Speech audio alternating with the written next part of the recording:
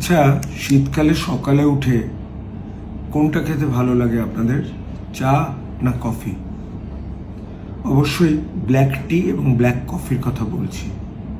আমার তো দুটোই ভালো লাগে। এবার দেখা যাক কোনটা ভালো কোনটা খারাপ।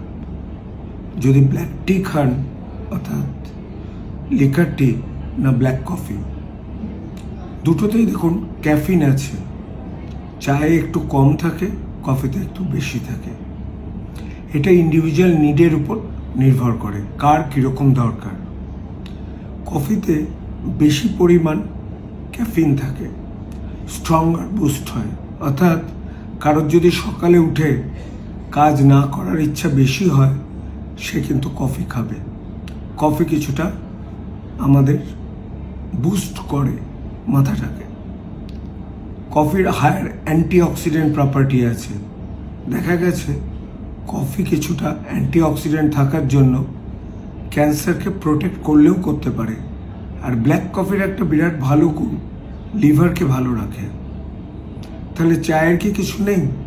এই যে লিকার চাতে যে ক্যাফিন থাকে সেটা কিন্তু আস্তে আস্তে মাইন্ডকে বুস্ট করে।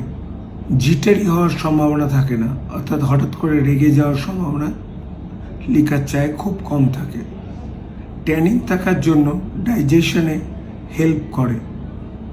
আর হার্ট হেলথ কিন্তু লিকার চা ভালো রাখে। কিন্তু একটা কথা আপনাদের বুঝতে হবে, কেউ যদি সকালে উঠে একদমই কাজ করার মন না লাগে তাহলে তার পক্ষে ব্ল্যাক কফি খাওয়া ভালো। কারোর যদি ভালো করে ঘুম দরকার হয় আর সকালে উঠে অতটা তন্দ্রাচ্ছন্ন না থাকে তার পক্ষে লিকার টি খাওয়া ভালো। চয়েস আপনাদের।